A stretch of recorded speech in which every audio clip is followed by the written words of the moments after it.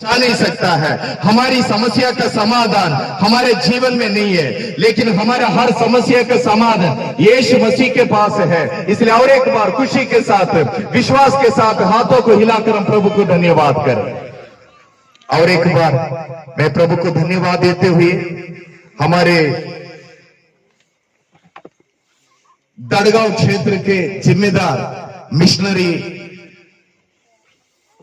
Respected Ramesh भाई और उनके परिवार के लिए धन्यवाद देता हूं। और ये क्रिसमस के टाइम में सचमुच में प्रभु की स्तुति हो। उनके ससुर और उनकी सासू मां भी हमारे बीच में आए हैं। बहुत बहुत धन्यवाद आपके आने के लिए। परमेश्वर जरूर आप दोनों को आशीष करे।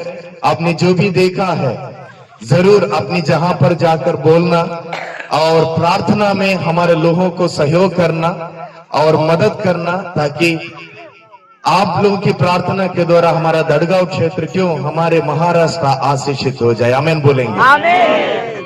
और दूसरी बात, हमारे दड़गांव क्षेत्र में जितने भी हमारे दास लोग, प्रभु के सेवक लोग काम करते हैं, परिवार के लिए हम धन्यवाद करते हैं। जितने भी हमारे, हम सभी लोग जानते हैं, है ना, दिन रात ठंडी में, धूप में, पानी में, दिन रात परमेश्वर की सेवकाई में जो लगे हैं, प्रिय परिवारों के लिए हम धन्यवाद करते हैं।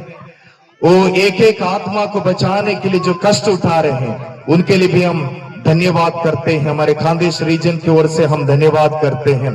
साथ ही साथ हमारे कुछ वॉलंटियर्स है, सचमुच में धन्यवाद करता हूं, जैसे कि हमारे अनिल भाई है या हमारे रमेश भाऊ है, और साथ ही साथ हमारे हर एक कलीसिया के आगे वालों के लिए हम धन्यवाद करते हैं, जो अपने समय को निकालकर, अपने जेब से पैसा खर्चा कर अपने माथुवाड़ी समाज के लिए, पौरा समाज के उद्धार के लिए दिन रात मेहनत करते हैं। आइए उनके लिए भी हम एक बार ताली बजाकर सचमुच में परमेश्वर को धन्यवाद करें।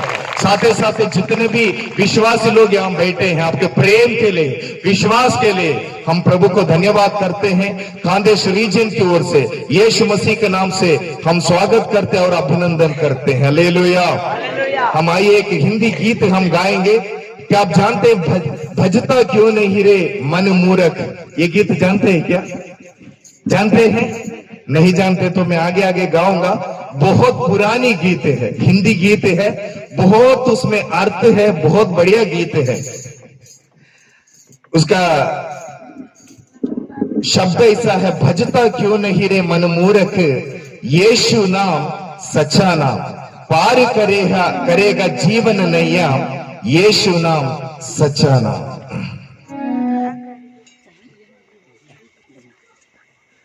भजता क्यों नहीं रे मन मूर्ख, भजता क्यों नहीं रे मन मूर्ख, यीशु नाम सच्चा नाम, यीशु नाम सच्चा नाम, पार करेगा जीवन नैया, पार करेगा जीवन नैया, यीशु नाम सच्चा नाम, यीशु नाम सच्चा नाम।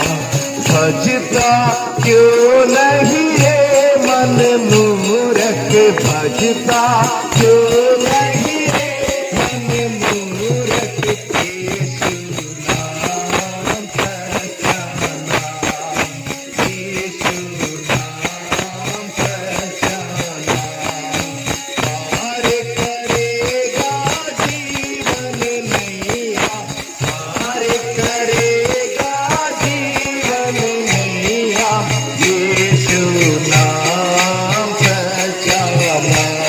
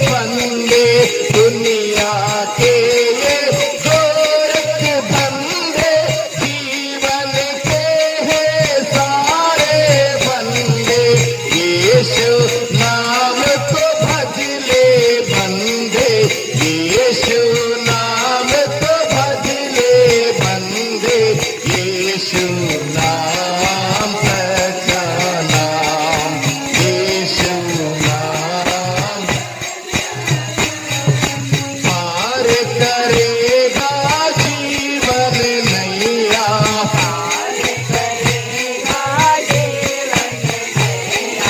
यीशु नाम सच्चा नाम।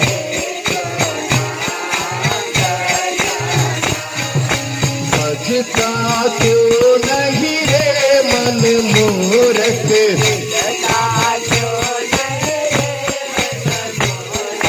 यीशु नाम सच्चा नाम।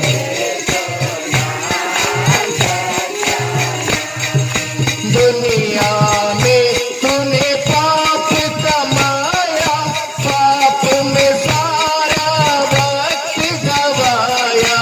दुनिया में तूने पाप कमाया, पाप में सारा वक्त गवाया।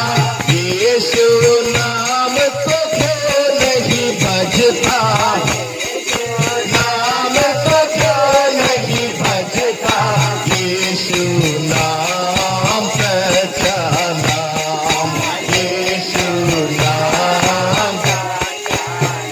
पार करेगा जीवन नैया,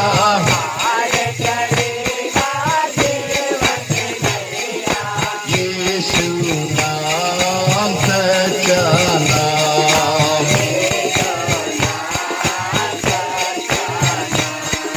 भजता क्यों नहीं रे मन मूरख,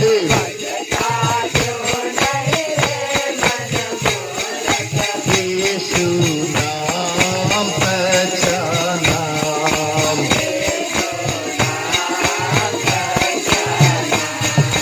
दुनिया से तुझे है कभी जाना, फिर माया में क्यों फंस जाना। दुनिया से तुझे है कभी जाना, फिर माया में क्यों फंस जाना। जीना है तो अब लग बदले, जीना है तो अब लग बदले, यीशु नाम सच्चा नाम, यीशु नाम। पार करेगा जीवन नैया,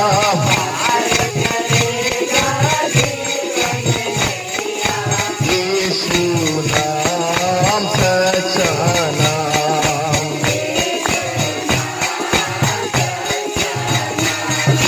भजता क्यों नहीं रे मन मूरख,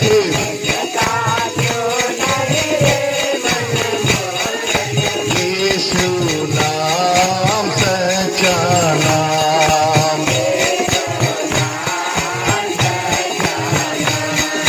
यीशु नाम सच्चा नाम।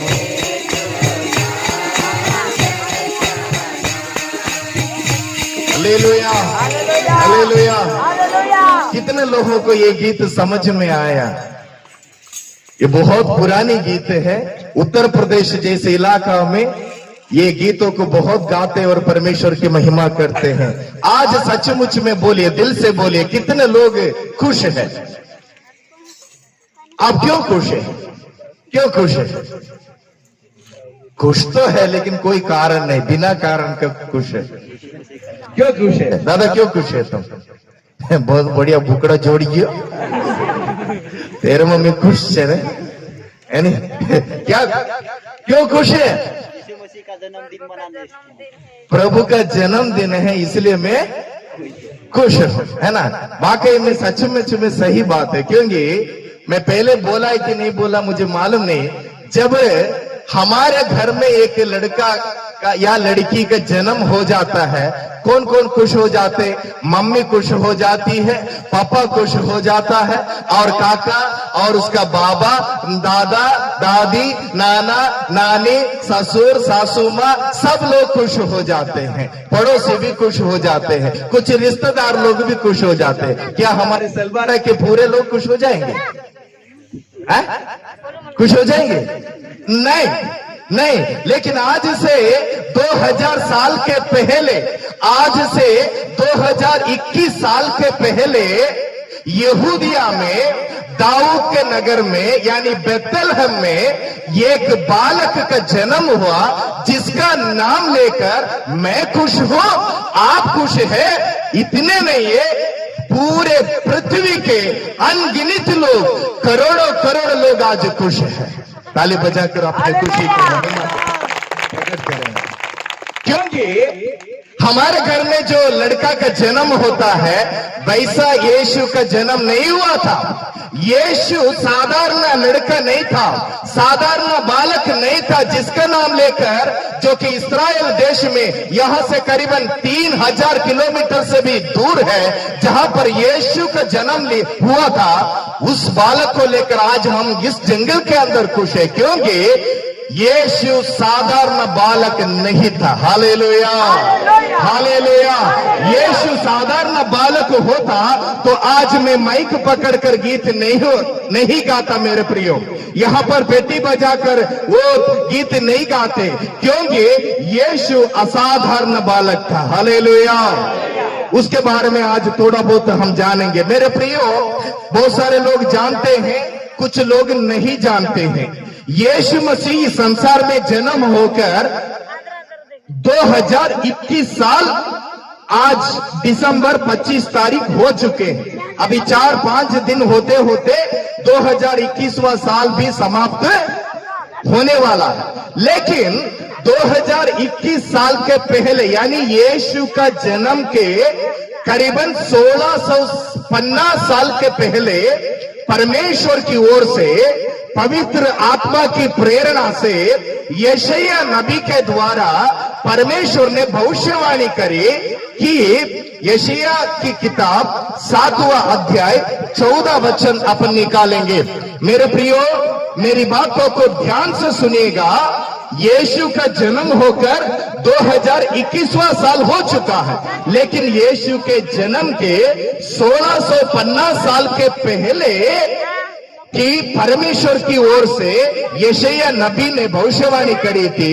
यशायाह 7वां अध्याय उसका 14 वचन में इस प्रकार लिखा है, जिस कारण प्रभु आप ही तुमको एक चिन्ह देगा, सुनो, एक कुमारी गर्भवती होगी और पुत्र जनेगी और उसका नाम इम्मानुएल रखेगी। हालेलुया। मेरे प्रियो, मैंने इसलिए कहा यीशु मसीह जैसे आम इंसान की तरफ नहीं था।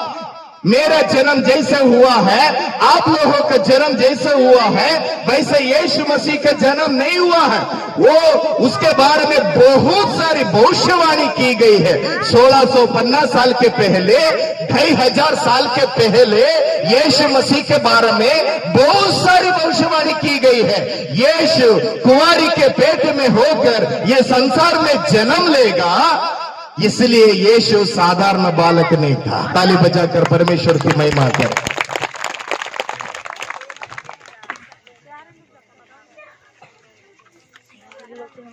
और 9वां अध्याय, वही यशायाह 9वां अध्याय उसका 6वां वचन में इस प्रकार भविष्यवाणी हुई है यीशु के जन्म के बारे में, क्योंकि हमारे लिए एक बालक उत्पन्न हुआ, हमें एक पुत्र दिया गया है और प्रभुता उसके कंधे पर होगी और उसका नाम अद्भुत युक्ति करने वाला, पराक्रमी परमेश्वर, अनंत काल का पिता और शांति का राजकुमार रखा जाएगा। ताली बजाकर और एक बार उस असाधारण परमेश्वर के लिए हम धन्यवाद करेंगे, अविनाशी परमेश्वर की महिमा करेंगे। मेरे प्रियो, जिसका जन्म बेतलहम में एक चरनी में हुआ था, उसका नाम लेकर आज हम खुशी मना रहे हैं। हालेलुया। कारण क्या है? यीशु मसीह, जैसे कि कुछ लोग सोचते हैं, वैसे यीशु साधारण बालक नहीं था मेरे प्रियो, वो असाधारण परमेश्वर है। यीशु मसीह के बारे में नया नियम में वो हम लोग देखते हैं, जैसे इंसान हम लोग जैसे कि वो जमीन में चलते हैं, वैसे यीशु मसीह पानी के ऊपर चला। यीशु मसीह क्या किए? जैसे मैं अभी जमीन में बिंदास चलता हूं, वैसे यीशु मसीह पानी के ऊपर चला। साधारण व्यक्ति ऐसा कर सकता है क्या? एक साधारण व्यक्ति ऐसा कर सकता है क्या? पानी को अंगूर का शुद्ध अंगूर के रस में बदल डाला। ये साधारण व्यक्ति ऐसा नहीं कर सकता है। 5 रोटी और 2 मछली से 5,000 लोगों को खिलाया और उसके बाद 12 टोकरी बचा भी दिया। साधारण कोई व्यक्ति ऐसा कर सकता है क्या? जन्म से अंधों को यीशु ने आंखें दिया, जन्म से लंगड़ों को यीशु मसीह ने चलाया, गूंगों को बोली दी, बहरों को शब्द सुनाया। वो परमेश्वर साधारण परमेश्वर नहीं है। ताली बजाकर परमेश्वर की महिमा करें। मेरे प्रियो, सबसे बड़ी बात है कि यीशु मसीह को क्रूस पर चढ़ाया गया है। यीशु मसीह को क्रूस पर चढ़ाया गया है, लेकिन चढ़ाना बड़ी बात नहीं, लेकिन मरने के बाद ये यीशु मसीह जो मरा था, वो यीशु मसीह तीसरे दिन जी उठा है। वो जी उठने वाला परमेश्वर साधारण परमेश्वर नहीं है, इसलिए उसका नाम लेकर आज हम लोग खुशी मनाते। ताली बजाकर वो जीवित परमेश्वर की महिमा करे मेरे प्रिय। Hallelujah, hallelujah. नासरत में यानी इस्राएल देश में एक कुंवारी थी जिसका नाम है मरियम। हम जानते हैं वो परमेश्वर का भय मानने वाली एक कुंवारी थी, एक बाई थी, और परमेश्वर की दया उस मरियम के जीवन में आई करके बाइबल कहती है। क्या हुआ? एक दिन जिब्राइल एक स्वर्गदूत मरियम के पास दर्शन देकर क्या बोले, देख तुम गर्भवती होगी और एक बालक जन्म होगा और उसका नाम क्या रखना?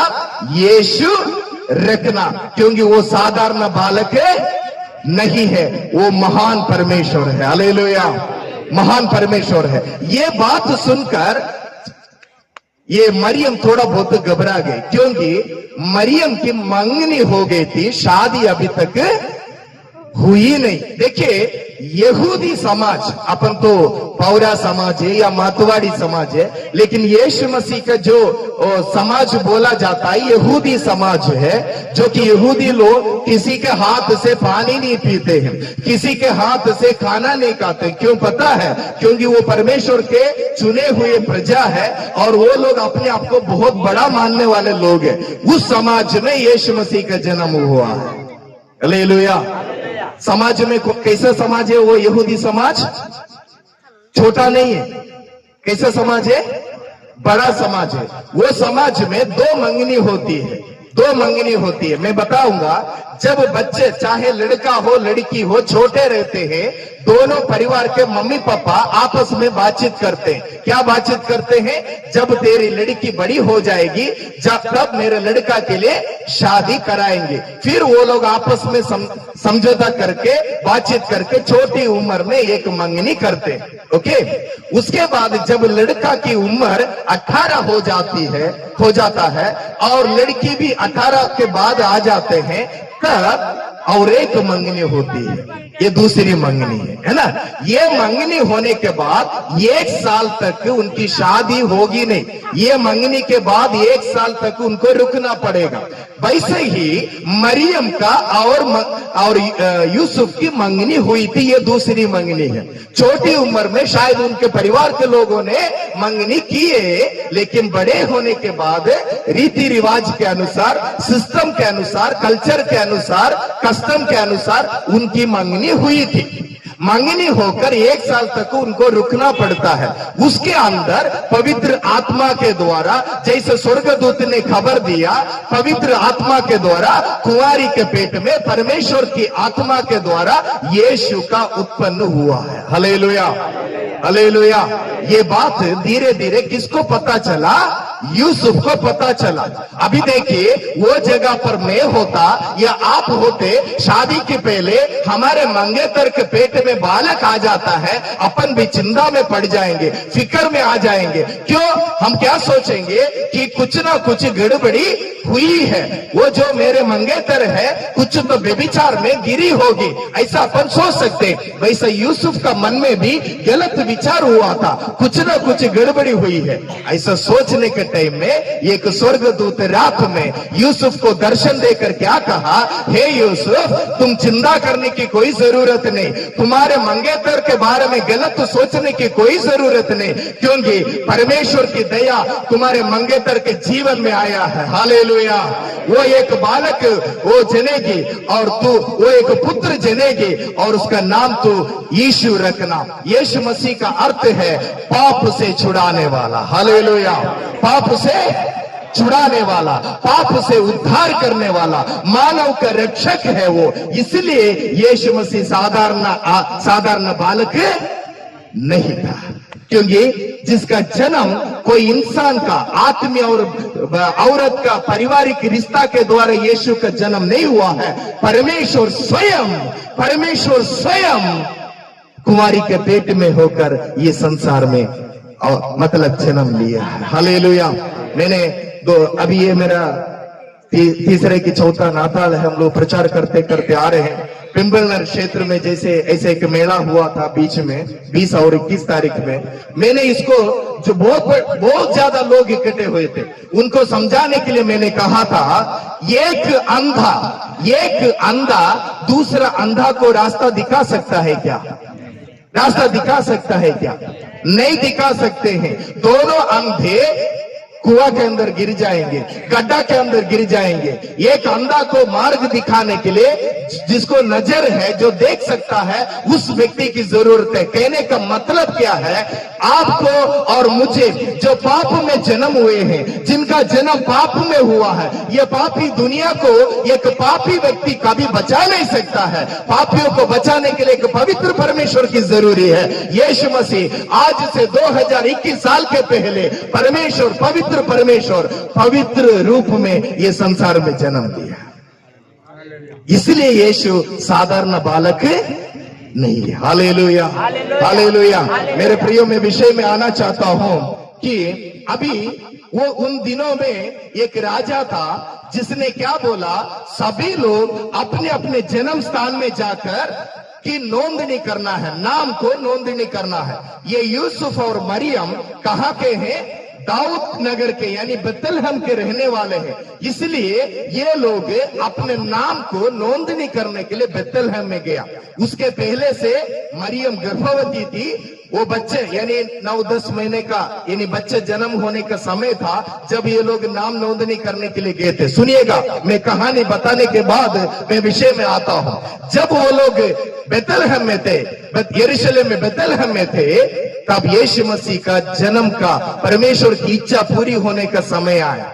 उस समय वहां पर एक सरकारी सराय था, सरकारी सराय, जिसका देखभाल करने वाला एक व्यक्ति था, जिसका सरकार ने अपॉइंट नियुक्त किया, वो एक व्यक्ति है। उन दिनों में नाम लिखने के लिए काफी लोग उधर आए हुए थे। सराय के अंदर बहुत सारे लोग आराम कर रहे थे, काफी लोग तमाशा देख रहे थे, बातचीत कर रहे थे, कुछ लोग वो सो रहे थे, कुछ लोग बैठ रहे थे। वहां पर बिल्कुल थोड़ी सी जगह नहीं थी। बाइबल कहती है, निकालेंगे लूका रचित सुसमाचार, वो वचन को हम पढ़ेंगे। लूका रचित सुसमाचार 2 अध्याय निकालेंगे, वो वचन पढ़कर अपन आगे चलेंगे। आज कुछ बातों को आपके सामने रखकर मैं समाप्त करना चाहता हूं।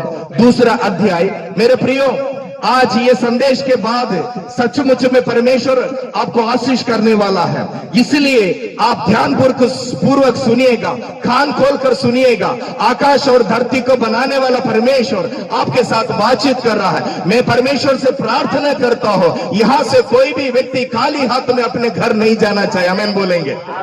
कोई भी व्यक्ति इस सभा में आए हुए कोई भी व्यक्ति खाली हाथ में अपने घर नहीं जाना चाहिए। मेरे प्रियो, कुछ तो आप लोग अपने जीवन में प्राप्त करके जाना चाहिए। आइए हम निकालेंगे लूका रचित सुसमाचार 2 अध्याय 1 वचन से लेकर मैं पढ़ूंगा।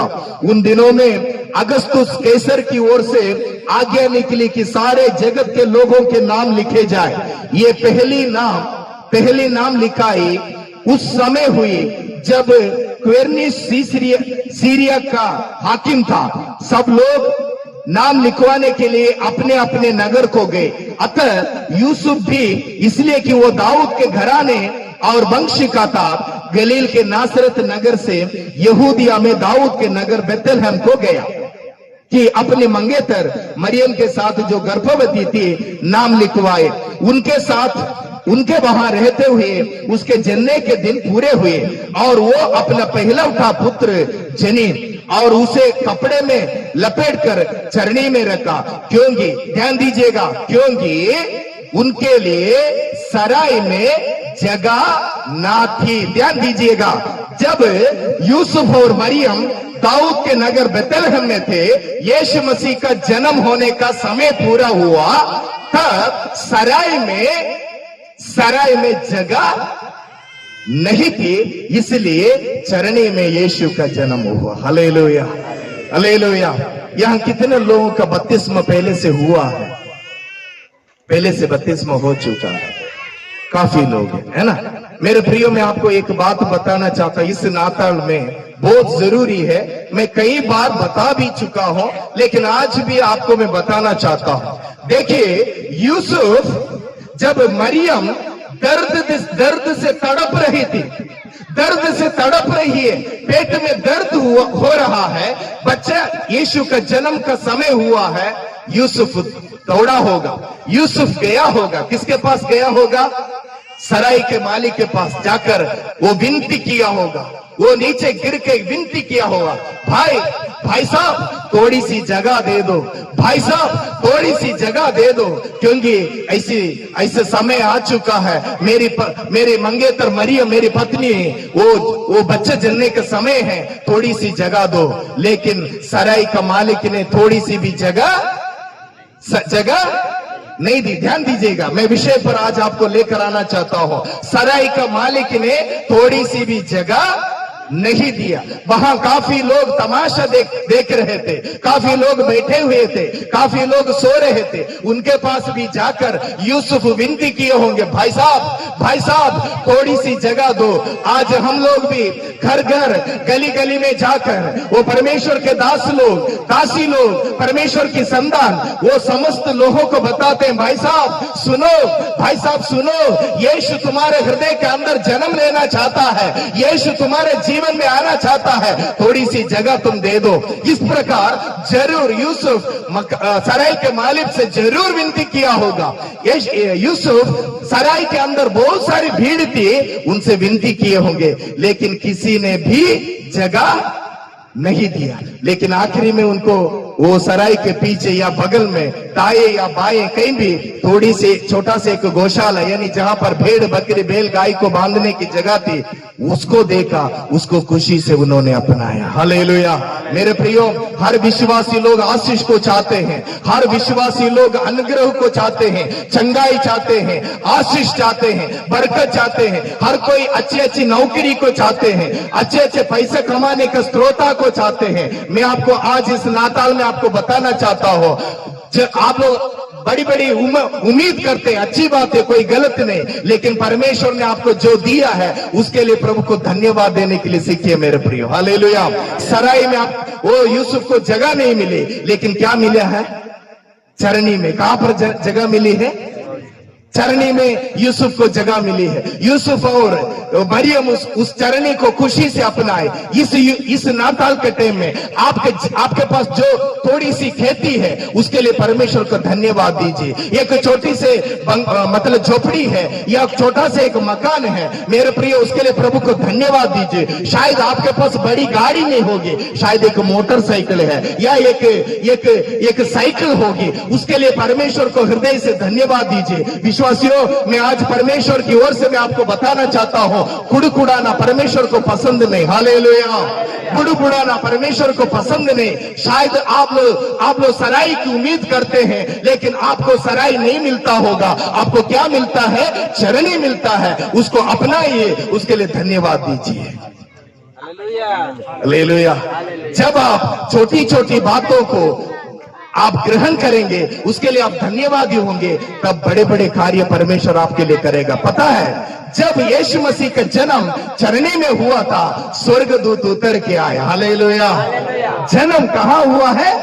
चरणे में हुआ है, स्वर्गदूत उतर के आया। स्वर्गदूत इतना नहीं, स्वर्गदूतों की बहुत बड़ी एक दल उतर के आया, प्रभु की महिमा किए। उसके बाद बाइबल में लिखा है, पूर्व से ज्ञानी लोग, 3 ज्ञानी लोग लोबान, सोना, गंधरस लेकर परमेश्वर को ढूंढ के आया। जब आपके जीवन में छोटी सी एक आशीष मिलती है, उसको आप खुशी से ग्रहण करेंगे ना, जरूर उसके बाद में परमेश्वर बहुत बड़ी आशीष आपके लिए बना कर रखेगा। हालेलुया। किसको समझ में आ रहा है? मैं आपको क्यों बताना चाहता हूं, जो व्यक्ति 1000 रुपया में खुश होता नहीं, उसको 1 लाख रुपया मिलेगा तो भी वो खुश होने वाला। जो व्यक्ति 1 लाख रुपया में कभी खुश नहीं रहता, उसको 1 करोड़ रुपया मिलेगा तब भी वो खुश होने वाला नहीं। सुनिएगा मेरे प्रियो, जो व्यक्ति 1000 रुपया में खुश नहीं होता है, उसको 1 लाख रुपया मिले या 1 करोड़ रुपया मिले, वो कभी खुश होने वाला नहीं है। मैं पहले भी शायद एक बार कहानी बताए कि मुझे याद नहीं आ रही, मुझे एक कहानी याद आ रही, मैं आपको बताना चाहता हूं। एक 3 मंजिल का एक मकान था। कितना? 3 मंजिल का एक मकान। उसमें एक सेठ था। कौन था? बहुत बड़ा एक सेठ था, जिसके पास 2000 रुपए की बहुत बड़ी बड़ी गड्डियां है ना, पैसे की कोई कमी नहीं है। बहुत बड़ा सेठ है, बहुत बड़ा सेठ है ना, कोई कमी नहीं, बहुत मालदार आदमी है। लेकिन उसके वो मकान के ठीक सामने थोड़ी सी दूर में एक छोटी सी एक झोपड़ी है, और वहां पर एक आदमी चप्पल सिलने का, जूते सिलने का काम करता था। लेकिन ये ऊंचाई में रहता है, वो कहां रहता है? झोपड़ी में रहता है। ओके, सुनिएगा। लेकिन फर्क, दोनों में फर्क क्या है कि ये सेठ हमेशा ना नींद आती है ना गीत आता है उसको मुंह में। उसको ना रात में दिन में नींद आती है, ना मुंह में कभी गीत आती है। लेकिन जो सामने जो झोपड़ी में जो आदमी था, हमेशा काम करते करते गीत गाता था। क्या गाता था? खुश रहता था। तो ये सेठ सोचता था, दादा मेरे पास पैसा के लिए कोई कमी नहीं, कपड़ा के लिए कोई कमी नहीं, भरपूर है, लेकिन ना नींद आती है ना गीत आती है। इसलिए वो एक गुरु के पास जाकर सारी समस्या उसने बता दिया कि भाई देखिए गुरुजी, मेरे जीवन में ऐसी सी तकलीफ है, क्या कारण है? तब और उसने क्या बोला, मेरे घर के सामने और एक झोपड़ी है जिसमें एक बहुत गरीब एक लाचार आदमी रहता है, लेकिन वो हमेशा खुश रहता है, हमेशा खुश रहता है और हमेशा गीत भी गाता है। ना मेरे को गीत आती है ना मेरे को नींद भी, क्या उपाय है? तो उसने बोला, बेटा तू जाओ, जाने के बाद मात्र 2000 रुपया निकाल कर उस गरीब आदमी को दे देना। कितना रुपया? मात्र 2000 रुपया निकाल कर वो गरीब आदमी को दे दो, तुम्हारी समस्या का समाधान तुम्हारे को मिल जाएगा। वो गया, 2000 रुपये निकाल कर वो बेचारा आदमी को दे दिया। वो गरीब आदमी जो चप्पल जूते सिलता था, उसने वो 2000 रुपये लेकर चिंता में पड़ गया। क्या चिंता है? वो सेठ देते समय किसी ने देखा तो नहीं, और ये 2000 रुपया को मैं ये छोटी सी झोपड़ी के अंदर रखूंगा कहां? रखूंगा कहां? और मैं ये 2000 रुपया को किसी को दे दूंगा, वो वापस नहीं दिया तो और एक समस्या है। इसलिए बेचारा की भी नींद उड़ गई, बेचारा की भी गीत बंद हो गए। मेरे प्रियो, मैं आपको कहना चाहता हूं, जो पैसा समस्या का समाधान नहीं है। मेरे प्रिय विश्वासियों, हमारे जीवन में पैसा किसी भी समस्या का समाधान नहीं है। समस्या का समाधान केवल यीशु मसीह है। हालेलुया। पैसा का समाधान, समस्या का समाधान पैसा नहीं है मेरे प्रियो। इसलिए आपका जीवन में छोटी छोटी बातें हैं, छोटी एक नौकरी है, छोटी सी एक दुकान है, छोटी सी एक झोपड़ी है, छोटी एक गाड़ी है, कुड़कुड़ाइए मत, धन्यवाद दीजिए, हृदय से धन्यवाद दीजिए। परमेश्वर आपके लिए बहुत बड़ा अनुग्रह बाद में देने वाला है। ताली बजाकर परमेश्वर को धन्यवाद करें। शायद आपने सराय की कामना किए होंगे, लेकिन आपको मिली है चरणी, लेकिन उस चरणी को आप खुशी से अपनाओ और आपके लिए स्वर्ग से स्वर्गदूत उतरने वाले हैं, दूर से ज्ञानी लोग भी आपके पास आने वाले हैं। हालेलुया। यूसुफ सराय में जाकर प्रत्येक व्यक्ति के पास जाकर ढूंढ रहे, भाई साहब थोड़ी सी जगह दे दो, थोड़ी सी जगह दे दो, लेकिन ना सराय के मालिक ने दिया, ना उसके अंदर रहने वाले ने दिया। क्यों? मैं जब ये वचन का अध्ययन कर रहा था, सचमुच में मैंने सोचा वो जरूर विनती किए होंगे, जरूर रो रो के विनती किए होंगे, मगर किसी ने भी उनके ऊपर थोड़ी सी भी रहम नहीं किया, तरस नहीं किया। कारण क्या है मैं आपको बताना चाहता हूं, 3 बात आपके सामने रखकर समाप्त करना चाहता हूं। कारण ये है, सराय के मालिक ने यीशु को पहचाना नहीं है। क्यों जगह नहीं दिया? क्यों जगह नहीं दिया? यीशु को पहचाना नहीं है। मैं विश्वास करता हूं यहां भी कुछ लोग बैठे हैं, यीशु को पहचाने नहीं है।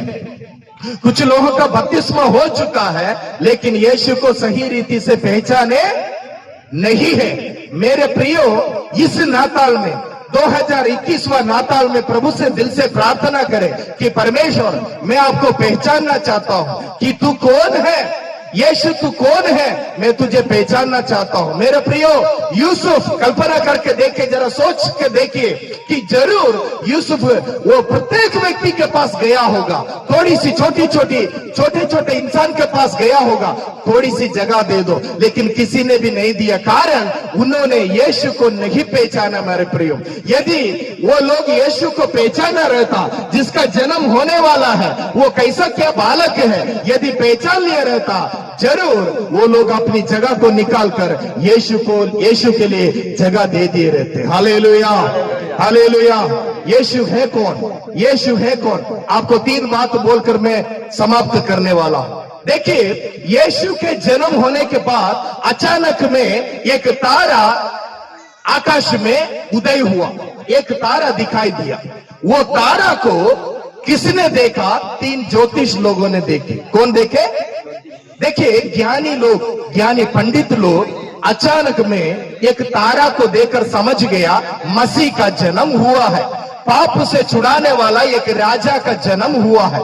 इसलिए ये 3 ज्ञानी लोग जो पर्शियन लोग हैं, पूर्व में रहने वाले, वो तारा को देखने के बाद सीधे यहूदिया में हेरोदेश करके एक राजा था, उनके पास आकर क्या पूछ रहे हैं? मत्ती रचित सुसमाचार उसका 2रा अध्याय निकालेंगे। मत्ती रचित सुसमाचार 2रा अध्याय निकालेंगे। मेरे प्रियो, मैं जल्दी से जल्दी जा रहा हूं, आप लोग ध्यान से सुनिएगा। देखिए, यीशु मसीह के जन्म के बाद एक तारा अचानक में ऊपर दिखाई दिया। पूर्व में रहने वाले ज्योतिष लोग समझ गए एक मसीहा का जन्म, एक राजा का जन्म हुआ है। इसलिए वो लोग सीधे कहां पर आए? हेरोदेश राजा के पास आए। पहला वचन से लेकर थोड़ा पढ़ेंगे। हेरोद राजाच्या काळात यहूदातील बेथलेहमात येशूच्या जन्मानंतर पहा, पूर्वेकडून मांगी लोक यरूशलेमात येऊन विचारपूस करू लागले की यहूदाचा राजा जन्मास आला आहे, तो कोठे आहे? कारण आम्ही पूर्व दिशेस त्यांच्या तारा पाहून त्याला नमन करावयास आलो आहोत। हेरोद राजाने हे ऐकले तेव्हा तो व त्यांच्या बरोबरचे सर्व यरूशलेम घाबरून गेले आणि त्याने प्रजेचे सर्व मुख्य याजक। रुकिए प्रियो, देखिए, ये 3 पंडित लोग, ये 3 ज्ञानी लोग सीधे वो तारा को देखने के बाद कहां पर आ रहे? राजा के पास आ रहे। हेरोदेस जो राजा है उसके पास आ रहे, क्योंकि राजा का जन्म कहां होना चाहिए? राजमहल में होना चाहिए। इसलिए वो ज्ञानी लोग राजा के पास आकर पूछ रहे हैं, यहूदियों का राजा जिसका जन्म हुआ है वो कहां है? वो कहां है? हम उसको प्रणाम करने के लिए आए हैं। ये बात सुनकर हेरोदेश भी डर गए, समस्त यरूशलेम के लोग डर गए। सिर्फ एक बात सुनकर। कितनी बात सुनकर? 2 साल से हम एक छोटी से एक वायरस को देखकर कितने डर रहे हैं। एक वायरस पूरी दुनिया को कितना हिला दिए भाई, हिलाए कि नहीं हिलाए? एक वायरस, छोटा सा वायरस जिसको अपन आंखों से देख नहीं पाते हैं, आपको हिलाया, बार बार हाथ धोया, मुंह को कभी खोला भी, हमेशा गले लगाकर सलाम बोलने वाला दूर से हेलो हाय, घर से बाहर आए नहीं, एक वायरस ने हिला के रख दिया। सचमुच में यहां पर जैसे ये ज्ञानी लोगों ने आकर राजा को बोल दिया कि राजा, हम उस राजा की खोज में आए हैं जो यहूदियों का राजा है, जिसका तारा हमने ऊपर देखा है, जिसका जन्म हुआ है, वो कहां है?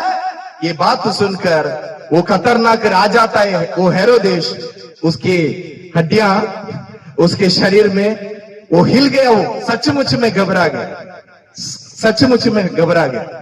उसने यहूदिया देश का अपने वचन का अध्ययन करने वाला शास्त्री लोग, निपुण लोगों को बुलाकर उन्होंने बाइबल में से निकाला मसीह का, यीशु का जन्म कहां होना चाहिए। मीका 5वां अध्याय में लिखा है यीशु का जन्म बेथलेहम में होना चाहिए करके भविष्यवाणी हुई थी। हालेलुया।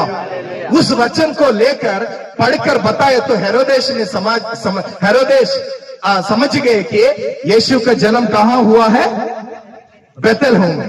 तुरंत ये राजा ने एक प्लान बनाया, एक आइडिया उसके पास था, है ना। आइडिया भी बोलो या BSNL बोलो, एयरटेल बोलो, कुछ भी बोलो, है ना। उसके पास एक आइडिया है। क्या आइडिया है?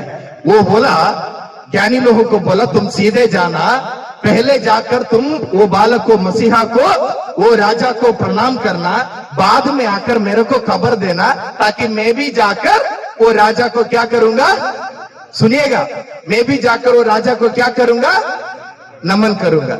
आप बोलिए, वो राजा का, हेरोदेश राजा का इरादा वो था क्या? क्या था इरादा? क्या था इरादा? हेलो, क्या था इरादा? मार डालने का। किसको मार डालने का?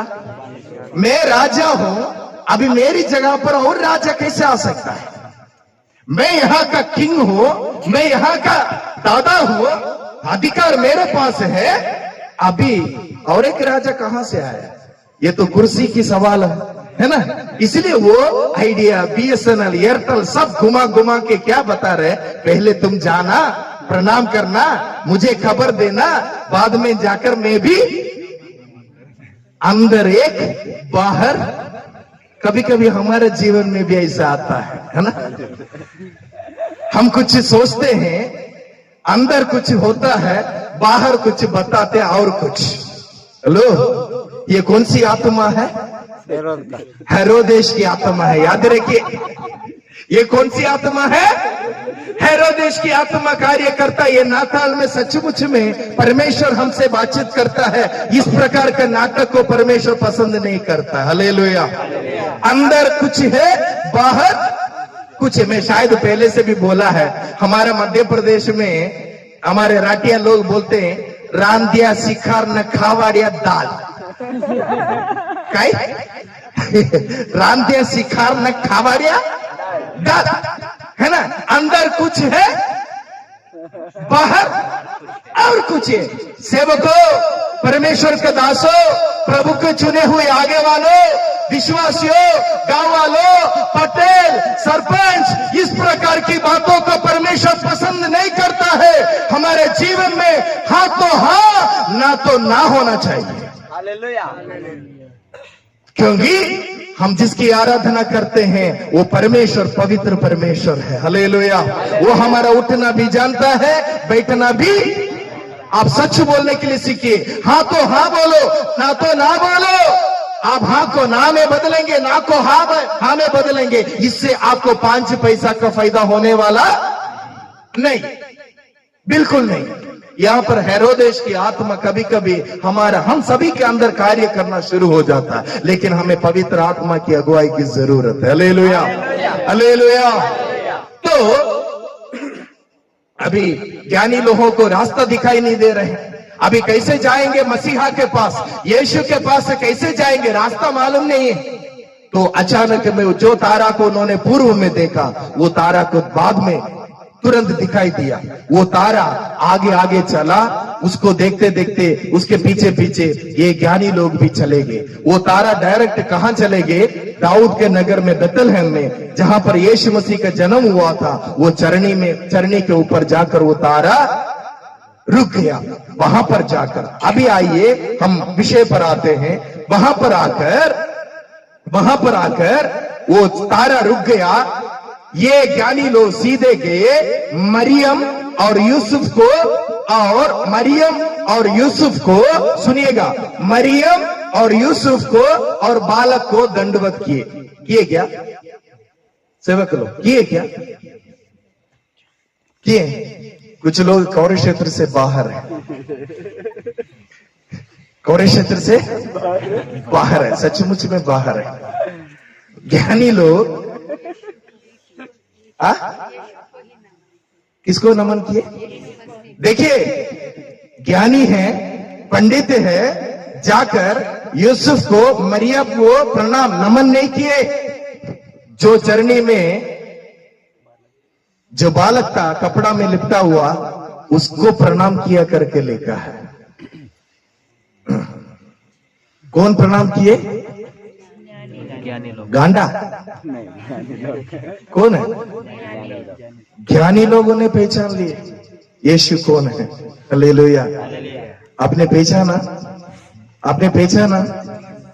पहचाना? सराय का मालिक ने पहचाना नहीं, सराय के अंदर रहने वाला ने पहचाना नहीं। आज सलबारा के लोग पहचाना है क्या? पूर्व से ज्योतिष लोग, ज्ञानी लोग आकर मरियम का प्रणाम नहीं किए, यूसुफ का प्रणाम नहीं किए, सीधे किसका प्रणाम किया? यीशु मसीह का प्रणाम किया करके लिखा। क्यों प्रणाम किए? क्योंकि यीशु साधारण बालक नहीं है। कौन है? वो राजाओं का राजा है। हालेलुया। कौन है? राजाओं का राजा है। बाइबल कहती है कि प्रकाशित वाक्य पहला अध्याय उसका 5वां वचन में, प्रभु यीशु पृथ्वी के राजाओं का हाकिम है। मेरे प्रियो, शायद आप यीशु कौन है नहीं जानते होंगे। यीशु के बारे में कोई ना कोई कुछ बोल देते हैं, यीशु ऐसा है, यीशु वैसा है। वो सुनकर हम लोग कुछ अनजान होकर बैठ जाते हैं। लेकिन बाइबल कहती है यीशु को जैसे मैं सोचता हूं या आप सोच के रखते ना, वैसे यीशु मसीह नहीं है। वो साधारण बालक नहीं है। यीशु मसीह ये पृथ्वी में जितने भी राजा लोग हैं उन सभी का हाकिम है। वो राजाओं का अधिकारी है। राजाओं को न्याय करने वाला परमेश्वर है यीशु मसीह। और प्रकाशित वाक्य 17 अध्याय 14 वचन में लिखा है यीशु मसीह राजाओं का राजा है। प्रकाशित वाक्य 19वां अध्याय 16 वचन में लिखा है वो राजाओं का राजा है और प्रभुओं का प्रभु है। ताली बजाकर वो सर्वशक्तिमान परमेश्वर की महिमा करे। मेरे प्रियो, सराय का मालिक ने यीशु को नहीं पहचाना। सराय का अंदर जो लोग तमाशा देख रहे थे, सो रहे थे, उनमें से एक भी व्यक्ति ने यीशु मसीह को नहीं पहचाना। यदि पहचान लिया रहता, यीशु मसीह का जन्म चरनी में होने की जरूरी नहीं था। यीशु है कौन? राजाओं का हाकिम है, वो राजाओं का राजा है। हालेलुया। राजाओं का राजा है, ओ प्रभुओं का प्रभु है। राजाओं का राजा है, ओ प्रभुओं का प्रभु है। यीशु कौन है? यीशु कौन है? यीशु है कौन? अभी तक हम क्या सोच रहे थे? और कुछ बातें सोच रहे थे। बाइबल कहती है यीशु राजाओं का हाकिम है और यीशु राजाओं का राजा है। उसके बाद उन्होंने 3 चीज साथ में लेकर आए, अपनी थैली खोलकर यीशु के सामने रख दी। पहली चीज क्या है? सोना। क्या है? सोना। हेलो, सोना है आपके पास या सो रहे? सोना है? रात में सोना है?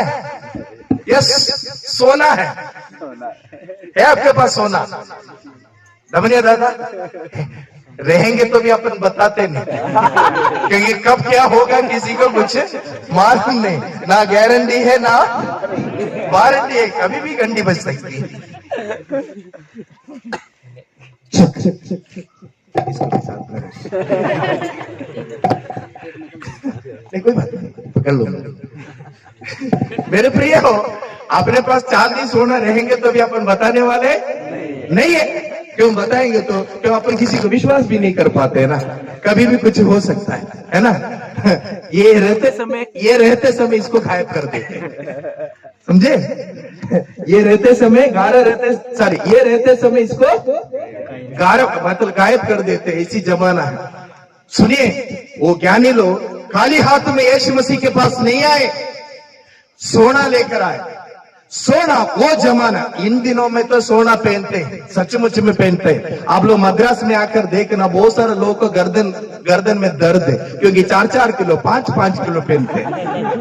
कितने?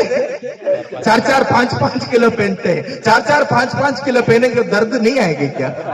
उसका फायदा कौन उठाते? डॉक्टर लोग उठाते।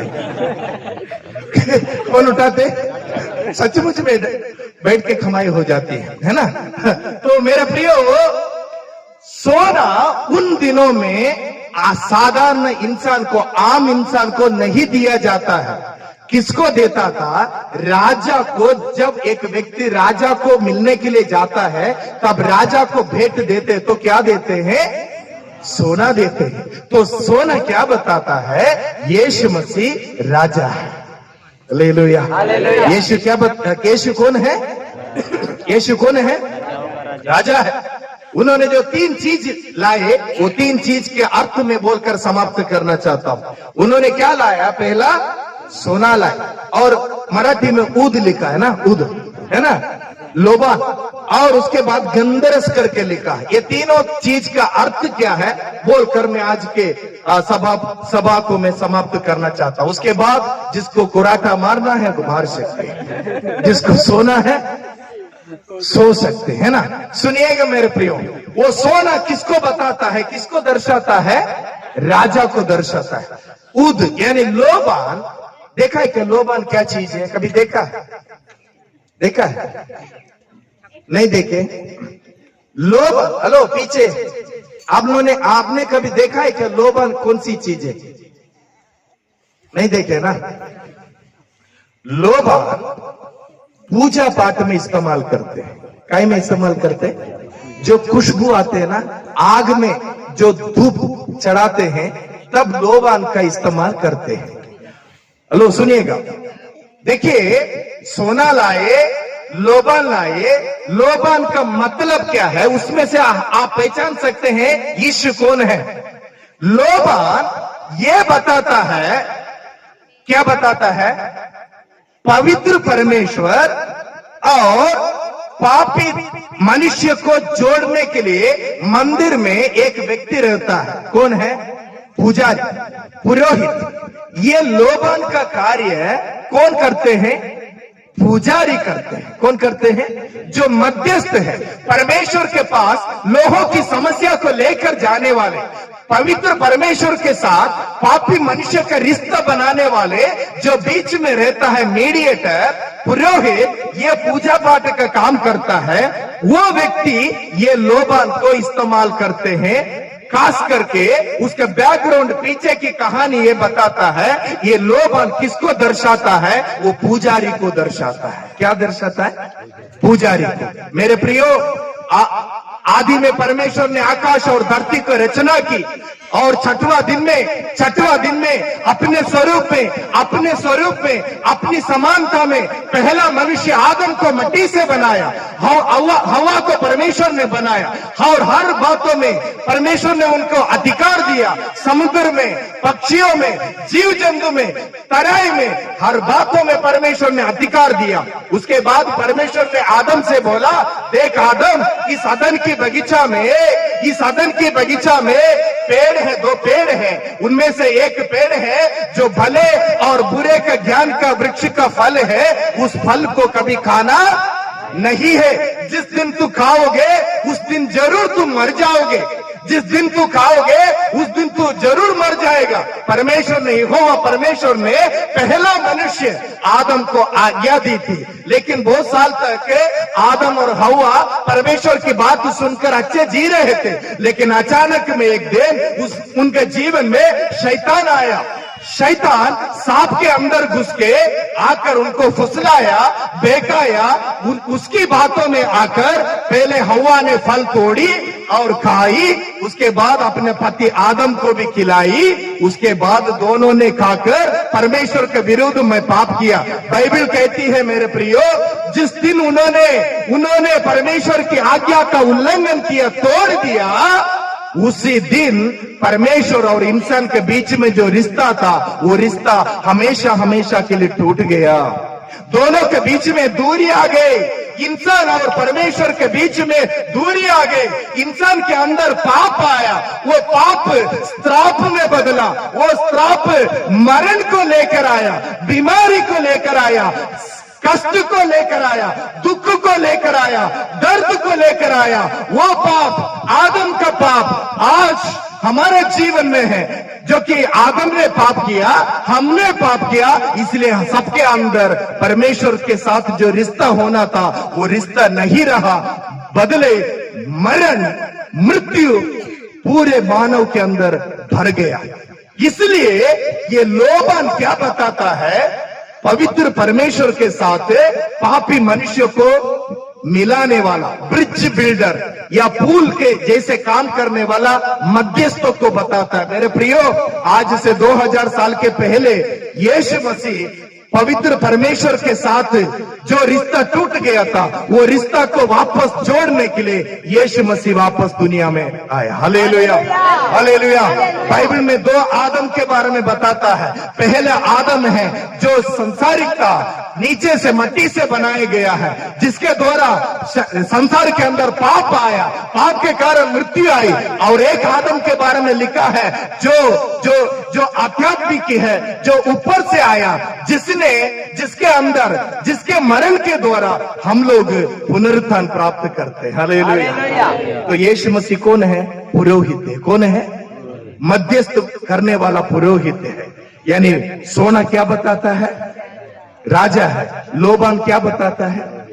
पुरोहित, यानी पवित्र परमेश्वर के साथ पापी मनुष्य को जोड़ने वाला। और तीसरी बात क्या है? गंधरस। गंधरस जो स्प्रे लगाते हैं ना, वो नहीं है। जो उस करते हैं ना, वो नहीं है। वो गंधरस वो जमाने में किस लिए इस्तेमाल करते थे? जो व्यक्ति मर जाता है, उस व्यक्ति का शरीर में लगाते थे। ओके, किस लिए? ताकि वो बहुत दिन तक वो लाश सड़ना नहीं चाहिए। समझ पा रहे हैं आप लोग? गंधरस का उपयोग जीवितों के ऊपर नहीं किया जाता था, लाश के ऊपर किया जाता था। देखिए, जिस दिन यीशु मसीह का जन्म हुआ है, उसी दिन वो लोग क्या लेकर आए? काय के लिए? जीवित परमेश्वर के पास क्या लेकर आ रहे? मरने की बात लेकर आ रहे। वो क्या बताता है? आपके लिए, मेरे लिए जीवन देने के लिए यीशु ये संसार में आया है। Hallelujah, hallelujah. यीशु काय के लिए आया? काय के लिए आया? काय के लिए आया? मेरे प्रियो, आदम के पाप के कारण हमने जो पाप किए, आपने जो चोरी की, चुगली किए, मूर्ति पूजा किए, मंत्र तंत्र किए, जादू विद्या किए, जलन किए, लालच किए, दूसरों को बिगाड़े, बेविचार किए, अन्याय किए, चोरी किए, या हर प्रकार की बुराई करके जो परमेश्वर के विरोध में जो पाप कर मरण पाए हैं, या मरण के डर में, मृत्यु का डर में जो जी रहे हैं, हमको बचाने के लिए यीशु मरने वाला है करके वो गंधरस बताता था। Hallelujah, hallelujah, hallelujah. मेरे प्रियो, यीशु कौन है? पापियों को बचाने के लिए अपने जीवन देने वाला परमेश्वर है। मेरे प्रियो, ये दुनिया में बहुत सारे कहानियां हैं। क्या है कहानी? पापियों को नष्ट करने के लिए परमेश्वर भगवान अवतार लेकर आया। मैं एक बार बैठकर सोच रहा था, यदि पापियों को नष्ट करने के लिए भगवान सोचा तो ऊपर से ही बोल सकता था, हे पापियों बर्बाद हो जाओ, हे पापियों भस्म हो जाओ, हो जाता ना? नहीं होता है क्या? तो उसके लिए इंसान अवतार लेकर आने की क्या जरूरी था दादा? ऊपर से ही बोल दे रहा तो हो जाता ना, है ना? लेकिन यीशु मसीह पापियों को नष्ट करने के लिए नहीं आया। बाइबल कहती है यीशु मसीह इसलिए आया कि पापियों को बचाने के लिए और अपने जीवन देने के लिए यीशु मसीह आया। आइए जोरदार ताली बजा करो, पवित्र परमेश्वर की महिमा करो। वो सराय का मालिक ने वो यीशु को नहीं पहचाना, वो राजाओं का राजा को नहीं पहचाना। पवित्र परमेश्वर के साथ पापी मनुष्य को जोड़ने वाला मध्यस्थ पुरोहित यीशु मसीह को नहीं पहचाना, और पापियों के लिए जीवन देने वाला और मरने के बाद तीसरे दिन जी उठकर जो व्यक्ति आदम में मर जाते हैं और यीशु मसीह में और पुनरुत्थान हो जाते हैं, वो यीशु को सराय का मालिक ने पहचाना नहीं है। आज आप लोगों में से कितने लोग पहचाने हैं यीशु है कौन है करके? मेरे प्रियो, यीशु साधारण बालक नहीं था। यीशु साधारण बालक नहीं था मेरे प्रियो, जैसे हम सोचते थे या सोचते हैं। मेरे प्रियो, यीशु मसीह खरा परमेश्वर है। वो 100% का परमेश्वर था, 100% का इंसान बनकर आया आपको बचाने के लिए और हमको बचाने के लिए। आइए अपनी जहां पर हम खड़े हो जाएंगे, अपनी जहां पर हम खड़े हो जाएंगे। जो राजाओं का राजा बनकर आया, जो प्रभुओं का